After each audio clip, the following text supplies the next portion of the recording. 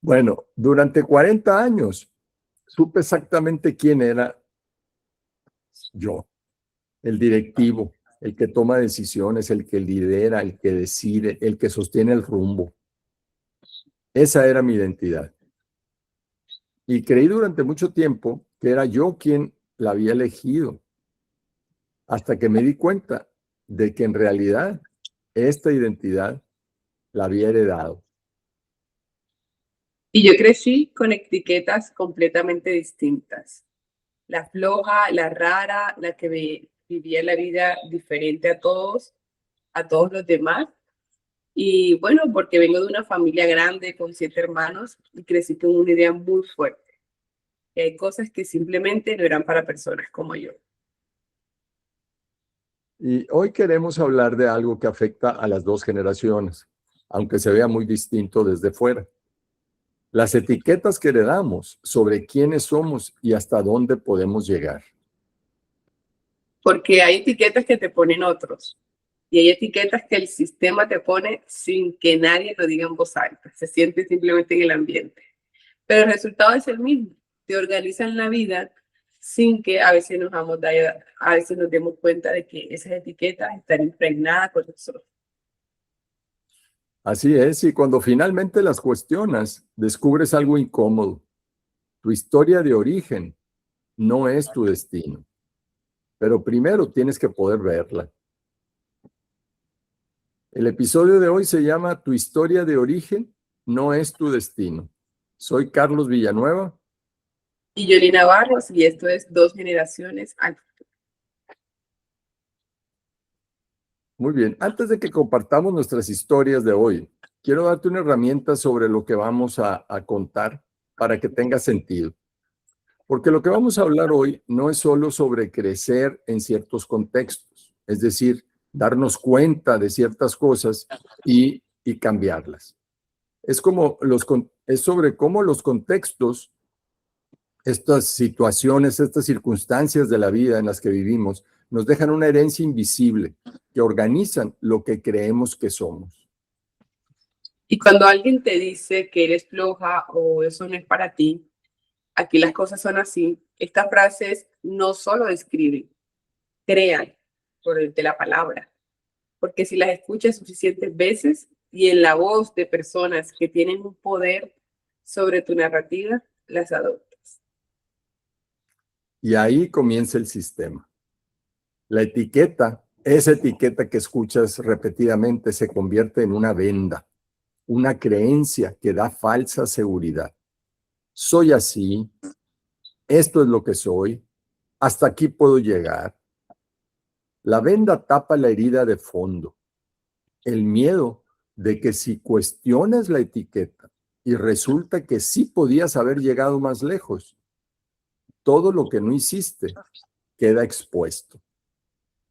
Y vigilando esa venda está el guardián, que es el sistema que se le va a aclarar ahora, que es la parte de nosotros que hace todo lo posible para que esa etiqueta no sea cuestionada.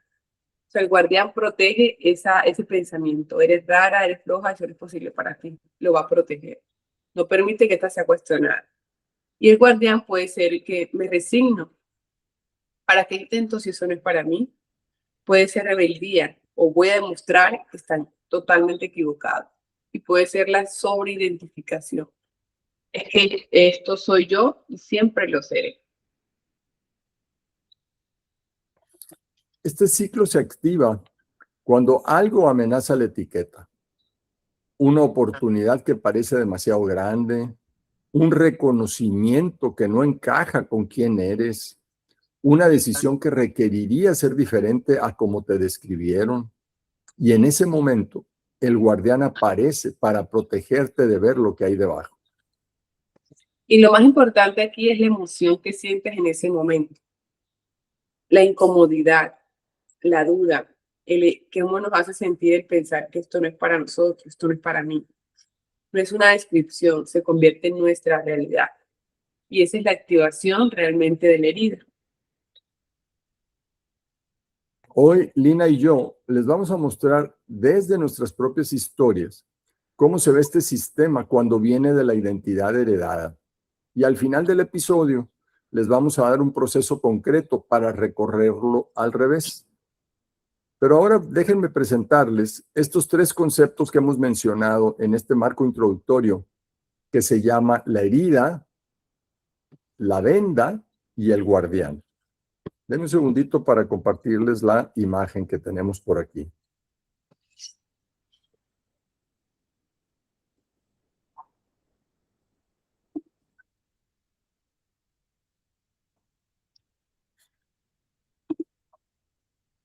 A ver, ¿ya se ve ahí? Sí, se ve perfecto. Muy bien. Bueno, entonces, como decía, los tres elementos, digamos, de esta forma en que actuamos, se llaman la herida, la venda y el guardián. Veamos qué hace cada uno de nosotros. Así es como funciona el sistema. Vamos a empezar por la herida, por el número 1. La herida es el miedo. Es ese miedo profundo. Es esa herida abierta, sensible, y representa nuestros miedos existenciales profundos. Por ejemplo, el miedo a no ser suficiente, el miedo a perder el control.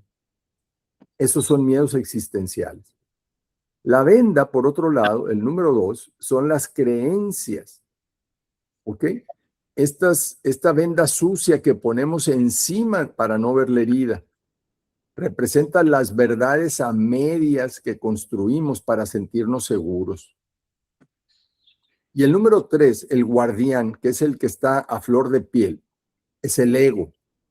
Ese perro agresivo que ladra a cualquiera que se acerca a la venda.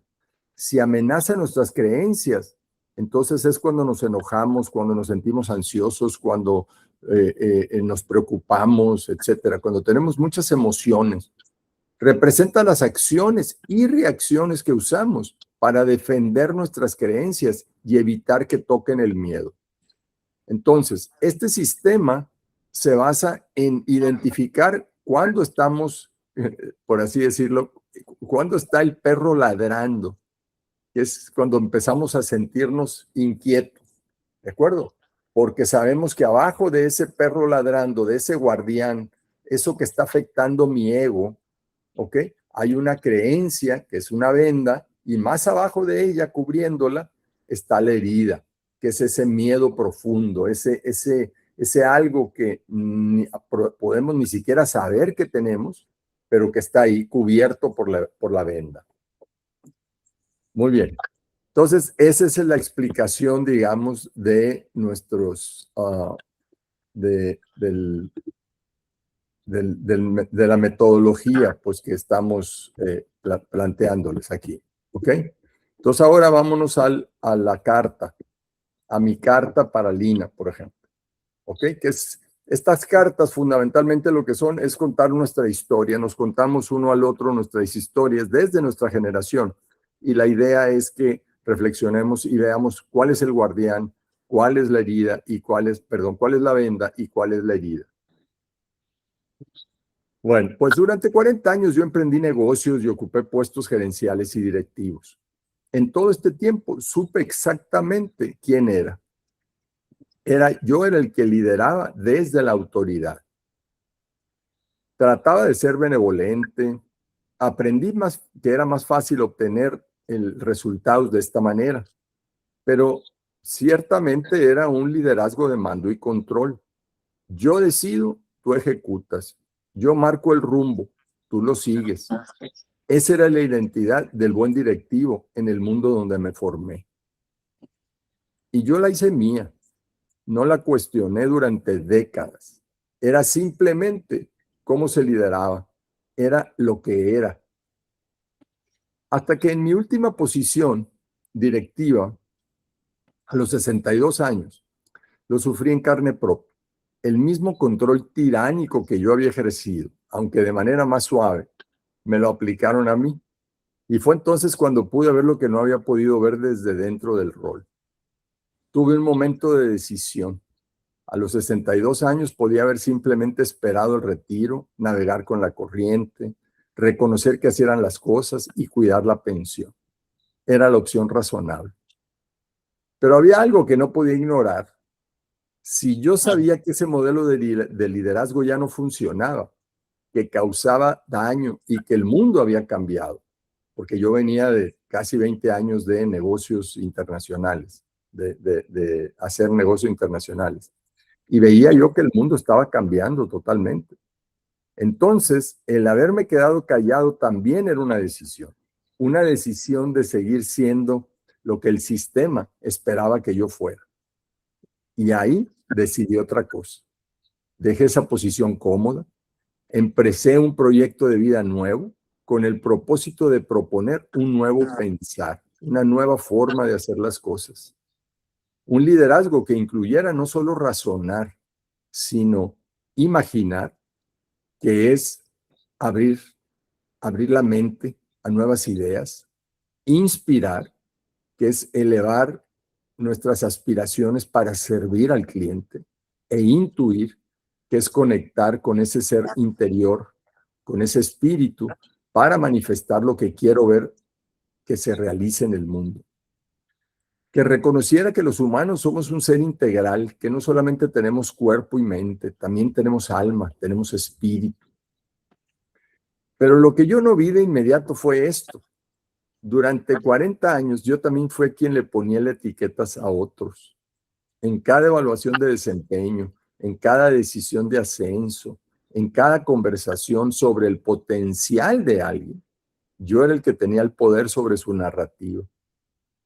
Y usaba este poder para decirles, sin decirlo, quiénes eran dentro de la organización.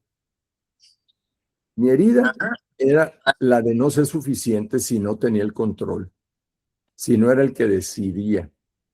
Mi venda, el liderazgo, es autoridad y mando. Y mi guardián fue ese rol durante 4 décadas. Cuando solté ese rol, algo muy incómodo pasó. Ya no sabía muy bien quién era. El título ya no estaba, el cargo ya no estaba, y tuve que elegir por primera vez quién quería ser, no quién el sistema esperaba que yo fuera. Esa es mi historia. Así es, y cuando escucho esta historia sobre cómo las creencias que nos han dicho desde pequeños y durante nuestra época nos han podido marcar. Y bueno, siempre van a haber frases que uno escucha desde chico y que quedan dentro de nosotros por mucho tiempo, sin que a veces nos demos cuenta.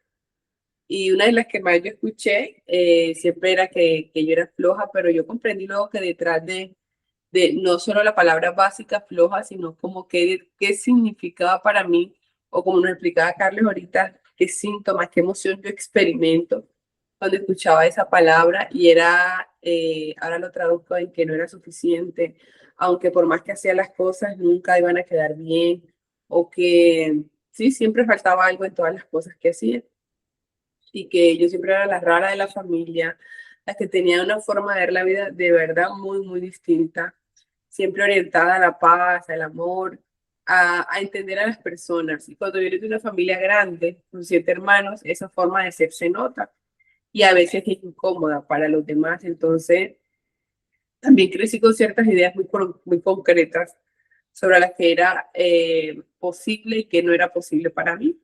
Mi papá sostenía todo en la casa, todo con su trabajo, y hasta había una realidad económica que era lo que era, ¿verdad? Entonces, junto a esa realidad económica, creció en mí la creencia también que va mucho más allá de los números. Y es que hay cosas que simplemente no eran para mí, no puedes soñar, no puedes pensar en grande, tú no vas a lograr esto, por simplemente el contexto donde venías. Porque a veces uno ya se hace una idea de dónde vienes o cómo ha sido tu vida, y tú dices, no vas, esto no es para ti. Entonces, con eso es lo que venimos a trabajar y a trascender. Y bueno, tal vez que era por el dinero, quizás era por el contexto donde estaba, o a veces incluso por el color de piel o por el tipo de familia con la que yo venía. Entonces, esas cosas a veces no se decían en voz alta, pero se sentían en el ambiente, como la percepción que puede tener nosotros de ti. Entonces, de lo que se esperaría, como hacen las estadísticas, esto es lo que se espera, pero como toda regla tiene su excepción, siempre estamos dispuestos a sacarla adelante, ¿verdad? había un techo invisible que parecía inalcanzable. Entonces, sin darme cuenta, fue heredando esas etiquetas. Y una de las más fuertes era esta: no se puede soñar en grande, porque las oportunidades no están hechas para ti, estaban hechas para otros, ¿cierto? Entonces, cuando tú tienes sueño y era muy soñadora, bueno, sigo siendo muy soñadora y curiosa en la vida y te dicen que esto no es para ti, hay algo en ti que se apaga, claramente.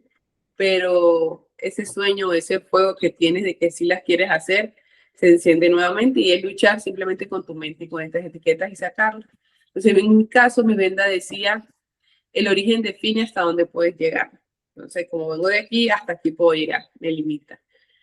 Y debajo de esa venda hay una herida, que era el miedo a no pertenecer. Entonces, así que yo intentaba demasiado. Si quería intentar algo, era demasiado. Y podía quedar en evidencia de que no iba a llegar lejos. Entonces, ¿para qué lo iba a intentar si igual la gente iba a tener razón de que no iba a llegar lejos? Entonces, era como el fondo, era exactamente lo que me habían dicho. Era reconfirmar todas las creencias que yo había adoptado sin darme cuenta.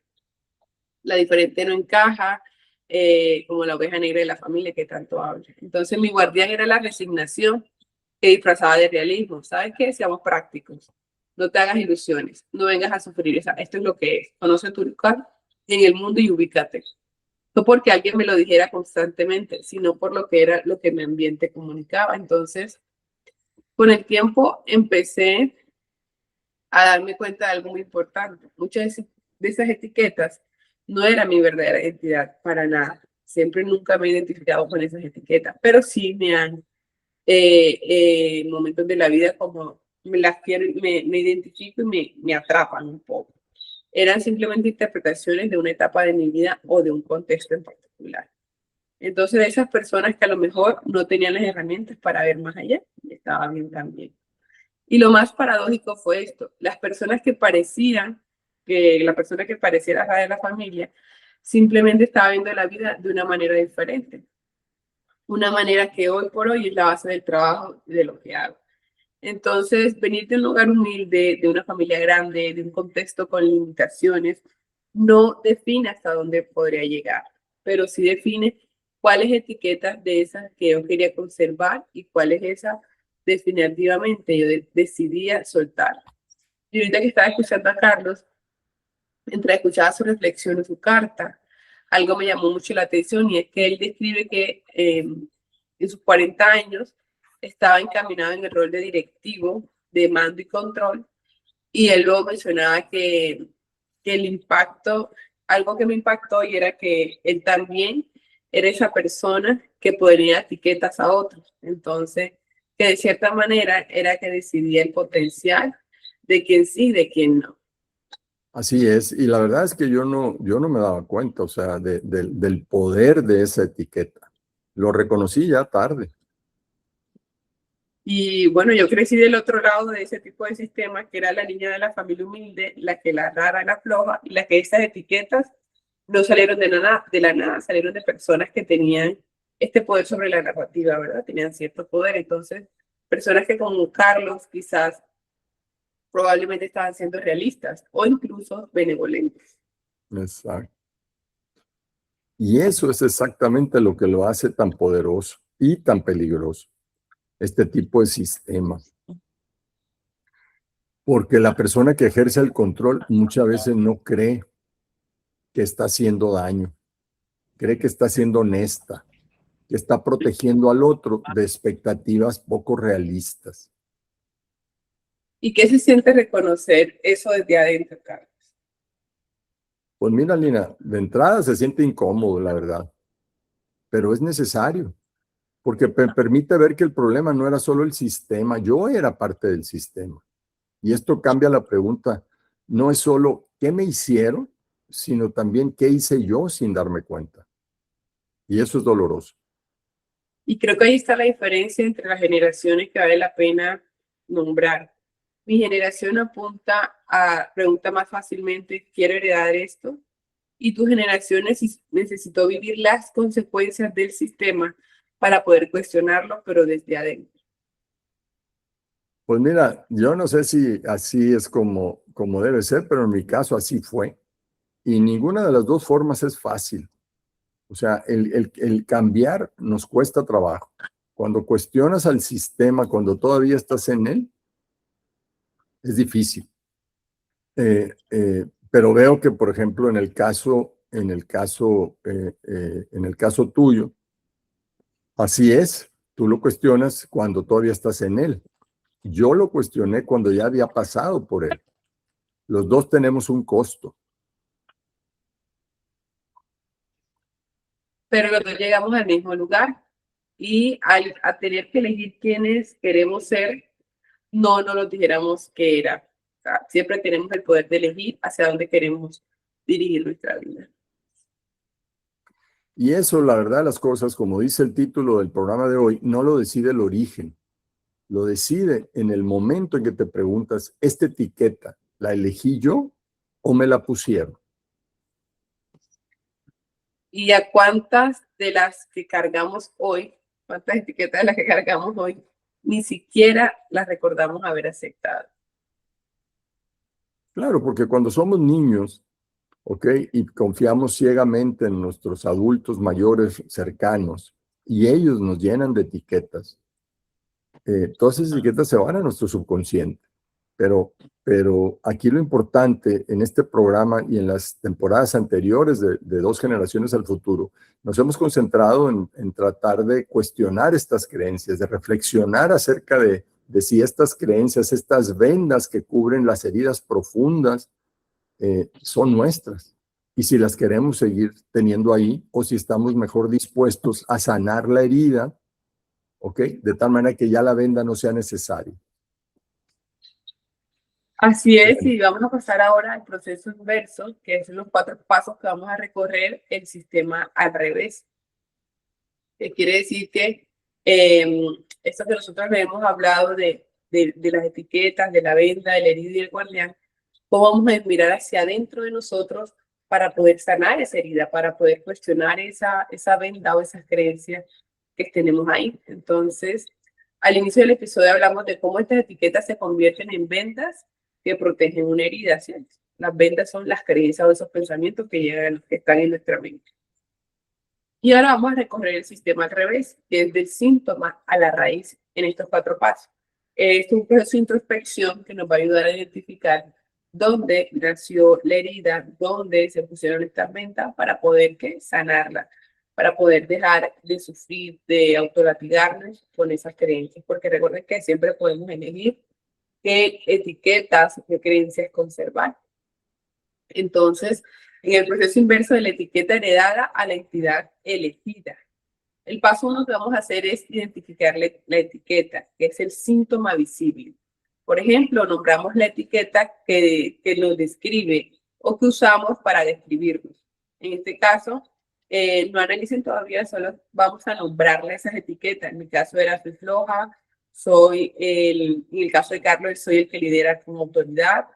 Yo no soy de los que llegan lejos, por ejemplo, en mi caso. Estas son etiquetas que estaban ahí, ¿verdad? El paso más fácil porque está en la superficie. Esto es la etiqueta, el síntoma visible, todas esas creencias o pensamientos que nos dijeron, tú no sirves, nunca vas a valer. Todas estas cositas son el síntoma visible. Luego vamos a bajar al paso 2, que es rastrear hacia atrás esa etiqueta. ¿Quién nos puso esa etiqueta? Preguntándonos, ¿cuándo empezó a ser mía esa etiqueta? ¿Quién la dijo primero? ¿Cuántos años tenía yo cuando la acepté? La pregunta clave aquí es, ¿esta etiqueta la elegí yo o la heredé del contexto? ¿Sí? No aceptemos la primera respuesta. Hay que ir más profundo. Por ejemplo, en este caso de las que yo que era floja, de que no vas a servir y todas estas cosas que nos dicen desde chicos. En mi caso, quizás mi mamá en momentos de rabia, en todo ese periodo las decía. Entonces, ahí se creó, yo la escuché de allí, y de ahí se fue repitiendo a través de la historia, ¿verdad? Entonces, identificar eso. El paso 3 es aceptar el miedo que la protege, ¿cierto? Es preguntarnos, ¿qué pasaría si esta etiqueta no fuera cierta? Que en mi caso no es cierta para nada. siente la incomodidad que aparece. Esta incomodidad es la herida, ¿sí? Al principio la aceptaba y decía, bueno, si en el fondo esa soy yo. No, no quiero aceptar que en el fondo esa era yo. No, o sea, no quiero quedarme con esa etiqueta, quiero transformarla, ¿verdad? Y di para ti mismo, tengo miedo de que si suelto esta etiqueta y resulta que sí pude haber llegado más lejos, que he dispuesto todo lo que no hice. Porque a veces nos escudamos en que, ay, es que me dijeron toda la vida que yo no iba a hacer esto porque no podía, no tenía plata y no podía estudiar, entonces yo no hice nada.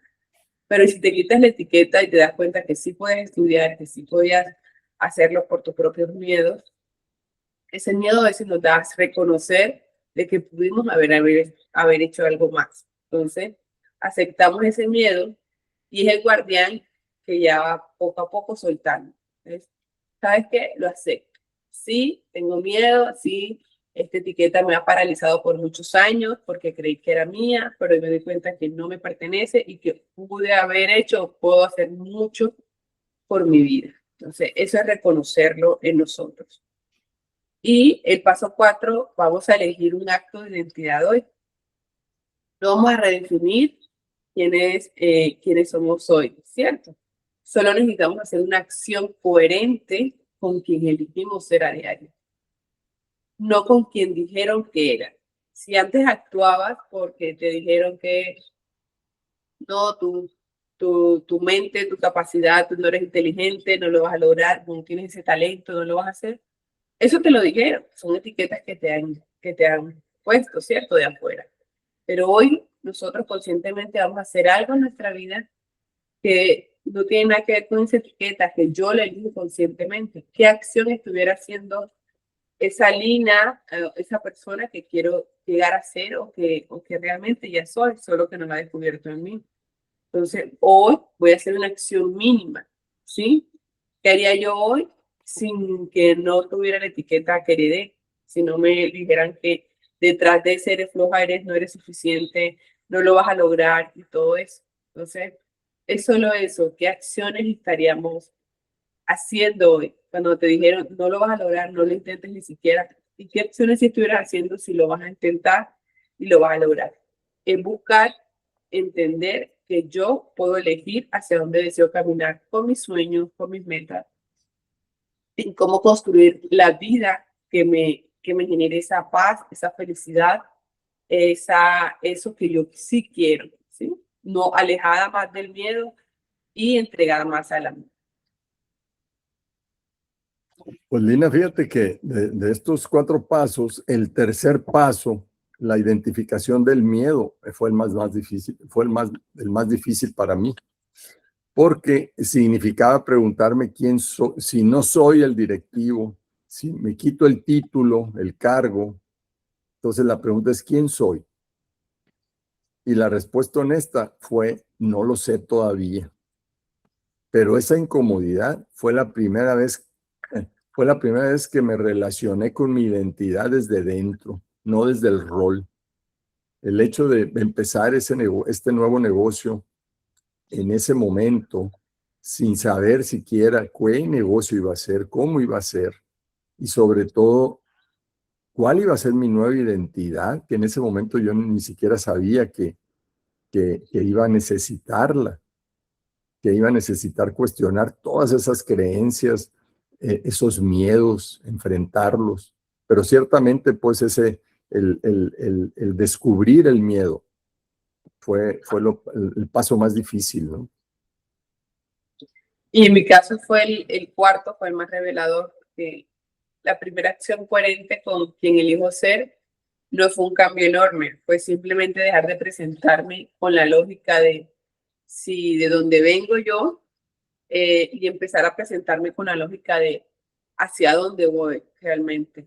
Porque si me quedaba es que de dónde vengo yo, la mayoría de los jóvenes no estudian, de donde vengo yo, la mayoría no, si me quedo con eso, no avanzo, no logro los sueños que ya tenía en mi corazón. Entonces, es hacia donde realmente yo me visiono y donde quiero ir. Así es, porque entendemos que la historia de origen es parte de quién eres. pero no tiene por qué convertirse en el límite de quién puedes llegar a ser. Ahí está la diferencia. El origen no implica el destino. El destino lo elegimos nosotros una vez que nos damos cuenta de cómo funciona esto del guardián, la herida, la venda y la herida. Y si estamos dispuestos a enfrentar estos miedos, a curar esa herida profunda, identificarla, ponerle nombre y decir, yo no quiero esta herida. El de dónde vengo yo no tiene por qué determinar a dónde voy, qué es lo que quiero lograr y cómo lograrlo. Así Entonces, es, y hay una pregunta. Bueno, dale. Sí, te iba a decir que hay una pregunta poderosa aquí en este episodio, Lina, y esta pregunta podría ser, ¿hay una etiqueta que alguien con poder sobre tu narrativa te puso hace años y que todavía hoy organiza lo que crees que es posible para ti?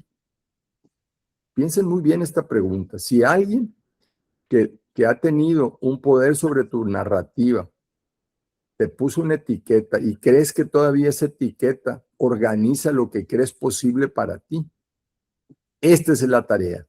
Este es el ejercicio de reflexión que los estamos invitando a hacer. Esta es la pregunta con la que cerramos hoy. Y nota que puede ser una etiqueta que te pusieron en tu familia de origen, o una que heredaste del sistema donde trabajas, o una que tú mismo te pusiste tanto tiempo que ya ni siquiera recuerdas de dónde vino. Así es, y si esta conversación te resonó, si haz la práctica de estos 60 segundos, es listar esas 3 etiquetas que heredamos y que usamos para describirnos. Cuando nos preguntan quién soy o cuáles son nuestros defectos, ahí van muchas de esas etiquetas, porque las hemos heredado porque nos las han dicho. Entonces, tachemos las que ya no aceptemos y hoy mismo, vamos a hacer esa acción coherente que podemos elegir quién queremos ser, no con quien nos dijeran que éramos. ¿Ok? Cuenten en los comentarios cómo les va con esta actividad, cuáles son esas creencias heredadas y cuál vamos a tachar y decir, ¿sabes qué? Esa creencia no me pertenece, yo soy valgo, yo soy suficiente, yo soy una persona próspera y mis primeros hábitos para transformar eso son esto y esto y esto. Entonces, esa es la invitación. ¿Ok? Y si quieres el mapa del guardián con los 4 pasos que presentó Lina, mándanos un mensaje con la palabra etiqueta y te lo mandamos directo. Gracias por estar aquí. Somos 2 generaciones al futuro. Soy Carlos Villanueva y les agradecemos muchísimo que nos hayan acompañado en esta ocasión. Lina, muchas gracias. Gracias a ti, Carlos, gracias a todos los que se conectan. De verdad que sería un placer para nosotros vernos en los comentarios y recordemos que no heredamos solo genes, heredamos creencias, pero tenemos el poder inmenso de elegir cuáles conservar y cuáles no. Así que muchas gracias, Carlos. Un placer nuevamente estos episodios enriquecedores y nos vemos el otro miércoles en una próxima oportunidad con un nuevo video de este super programa. Así es. Gracias. Nos vemos. Bye.